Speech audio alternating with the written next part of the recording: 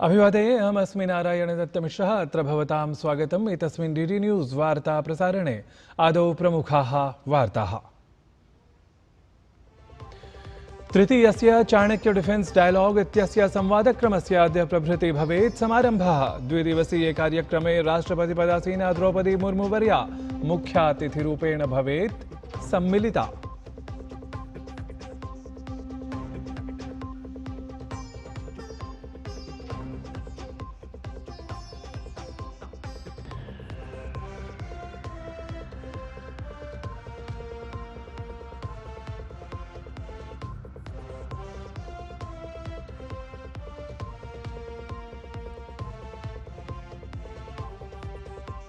प्रधानमंत्री नरेंद्र मोदी अंतरिक्ष क्षेत्रगतस्य नवोद्यमस्य sky root इत्येतस्य इन्फिनिटी कैंपस इत्याख्यस्य परिसर विशेषस्य अद्य कुर्यात् उद्घाटनम्। इतः पूर्वं प्रधानमंत्री ऑर्बिटल रॉकेट विक्रम 1 इत्येतस्य अपि कुर्यात् अनावरणम्।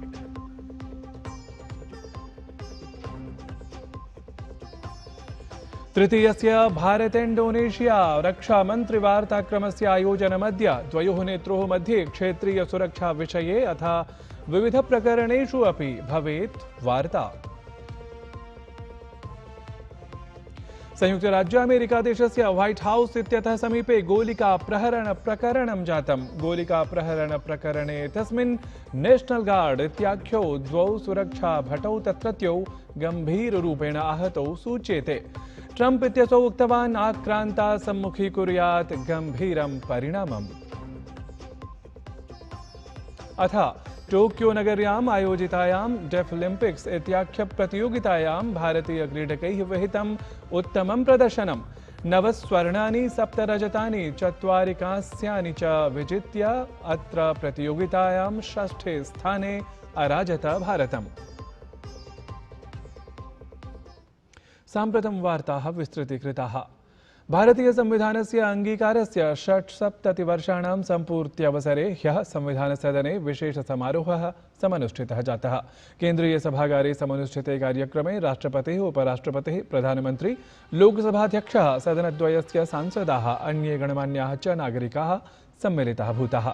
अत्र राष्ट्रपतिवर्यायाः द्रौपदी मुर्मुवर्यायाः नेतृत्वे संविधान प्रस्तावनायाः पाठः अपि सम्पन्नः। नवसंख्याकासु भाषासु तावत् संविधानस्य अनूदितं संस्करणमपि अत्र प्रस्तुतं जातम्। मलयालम, मराठी, नेपाली, पञ्जाबी, बोडो, कश्मीरी, तेलुगु, ओडिया, असमिया इत्येताः नवसंख्याकाः भाषाः तावत् संविधानस्य अनूदित संस्करणसहकृताः अत्र दृष्टिङ्गताः। ह्यः संविधान दिवसावसरे संविधान सदने नवसंख्याकासु भाषासु तावत् संविधानस्य अनूदितं संस्करणमपि प्रस्तुतं जातम्।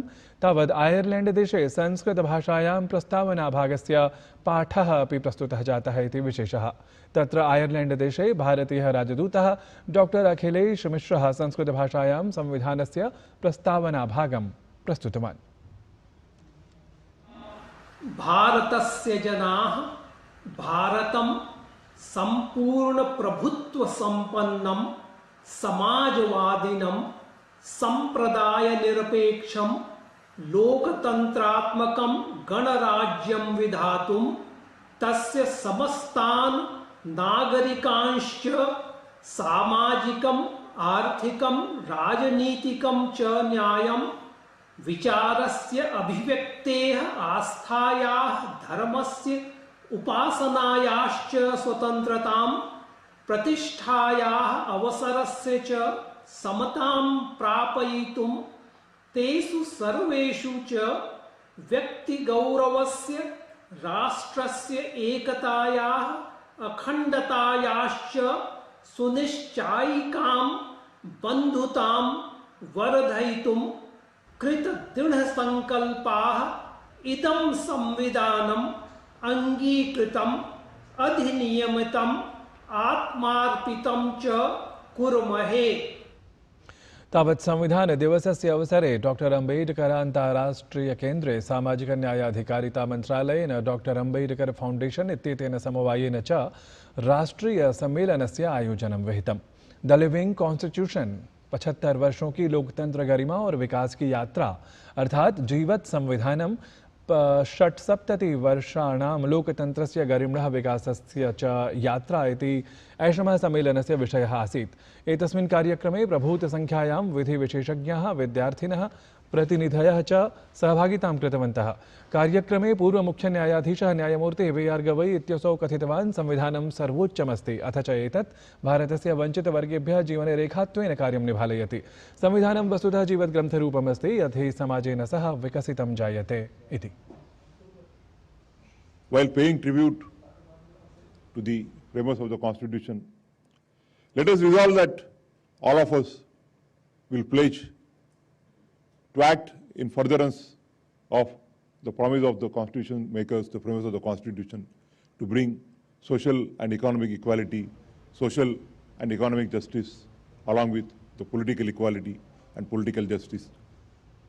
तृतीयस्य चाणक्य डिफेन्स डायलॉग इत्यस्य संवादक्रमस्य समारम्भः अद्य प्रभृति जायेत। द्विदिवसीये एतस्मिन् कार्यक्रमे राष्ट्रपतिपदासीना द्रौपदी मुर्मू वर्या मुख्यातिथिरूपेण सम्मिलिता भवेत्। तावत् एतत् विशेषतः अवधातव्यतथ्यम्।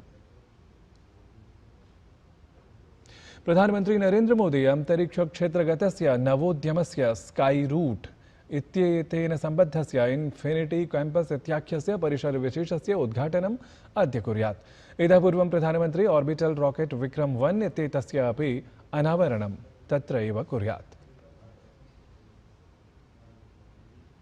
भारत इंडोनेशिया रक्षामन्त्रिणोः मध्ये तृतीयस्य वार्ताक्रमस्य आयोजनम् अद्य जायेत। द्वयोः अपि देशयोः रक्षामन्त्रिणोः मध्ये क्षेत्रीय सुरक्षा विषये अथ सम्बद्धेषु अन्येषु विविधप्रकरणेषु वार्ता अपि तत्र जायेत। कर्नाटकराज्ये मुख्यमन्त्रिपदम् आलक्ष्य राजनीतिकः संघर्षः प्रवर्तमानः अस्ति। भाजपादलीयः प्रवक्ता शहजाद पूनावाला इत्यसौ कांग्रेसदलम् आलक्ष्य वाक्प्रहारं विहितवान्।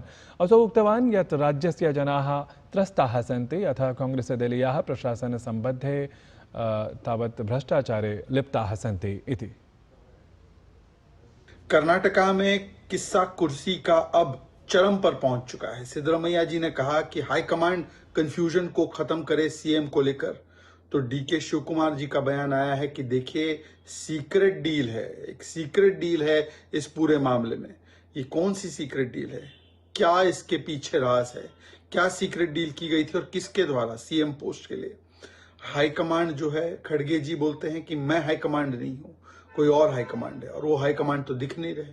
तो इसका मतलब क्या है? इसका मतलब ये है कि कांग्रेस पार्टी कर्नाटका में पावर को प्राथमिकता देती है, पीपल को नहीं। जनता त्रस्त है, ये लोग सत्ता की लड़ाई में मस्त है। लॉ एंड ऑर्डर खत्म होता जा रहा है कर्नाटका में। क्रम्बलिंग इंफ्रास्ट्रक्चर है, पॉटहोल्स की समस्या है, फार्मर्स की समस्या है, राइजिंग और बढ़ते हुए दाम और प्राइसेस की समस्या है। इकोनॉमी जो है वो तहस नहस कर दी है इन लोगों ने।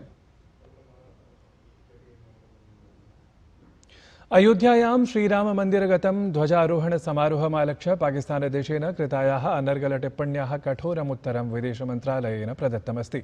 विदेशमन्त्रालयस्य प्रवक्ता रणधीर जायसवालः उक्तवान् यत् पाकिस्तानदेशः स्वदेशे अल्पसंख्याकानां दमनार्थं तत्पीडनार्थं च कुख्यातः अस्ति। वस्तुतः अन्यदेशेभ्यः परामर्शं प्रदातुं तद्देशस्य पार्श्वे कश्चन अपि नैतिकः आधारः नास्ति इति। हमने रिपोर्ट किए गए बयानों को देखा है और उन्हें उसी अवमानना साथ खारिज करते हैं जिसके वो हकदार हैं। एक ऐसे देश के तौर पर जिसका अपने अल्पसंख्यकों के दमन, कट्टरता और व्यवस्थित बुरे बर्ताव का गहरा दागदार रिकॉर्ड है, पाकिस्तान के पास दूसरे को लेक्चर देना हो यानी उपदेश देना का कोई नैतिक अधिकार नहीं है। खोखले उपदेश देने के बजाय या पाखंडी उपदेश देने के बजाय पाकिस्तान के लिए बेहतर हुआ कि वो अपने अंदर झांके और अपनी जो उनके मानवाधिकार का जो रिकॉर्ड है, खराब रिकॉर्ड है, उस पर ध्यान दें। भारत दक्षिणाफ्रिकादेशयोः मध्ये क्रिकेट क्रीडायाः स्पर्धाद्वयान्विता निकषशृङ्खला ह्यः समाप्ता जाता। ह्यः तावत् गुवाहाटीनगर्याः डॉक्टर भूपेन हजारिका क्रिकेट प्राङ्गणे द्वितीयस्पर्धायाः पञ्चमस्य दिवसस्य क्रीडाक्रमे भारतं स्वीये द्वितीये पर्याये दक्षिणाफ्रिकादलेन विजयाय विनिर्धारितानां 49,500 धावनाङ्कानां प्रत्युत्तरे स्वेषां सर्वेषां दशस्तोभानां हानिपुरस्सरमपि केवलान् 40,अधिकैकशत धावनाङ्कान् एव समर्जितुं समर्थमभवत्।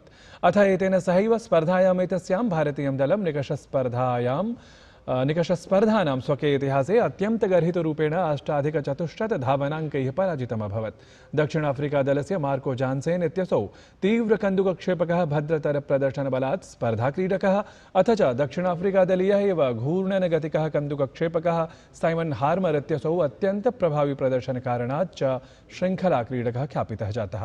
ध्यातव्यमस्ति यत् एतस्याः निकषशृङ्खलायाः प्रथमस्पर्धायां तत्र कोलकातानगरस्य प्रसिद्धे ईडेन् गार्डेन्स् इत्येतस्मिन् क्रीडाङ्गणे अपि दक्षिणाफ्रिकादलविरुद्धं भारतेन पराजयः एव आप्तः आसीत्। एवं दक्षिणाफ्रिकादलेन निकषशृङ्खलायाः द्वयोः अपि स्पर्धयोः भारतीयं दलम् अत्र भारते एव अत्यन्तं प्रभावीरीत्या पराजित्य भारतविरुद्धं 25 वर्षेभ्यः पश्चात् निकषशृङ्खला सर्वतः विजिता। तावत् साम्प्रतं द्वयोः दलयोः मध्ये स्पर्धात्रयान्विता क्रिकेट क्रीडायाः एकदिवसीया शृङ्खला जायेत।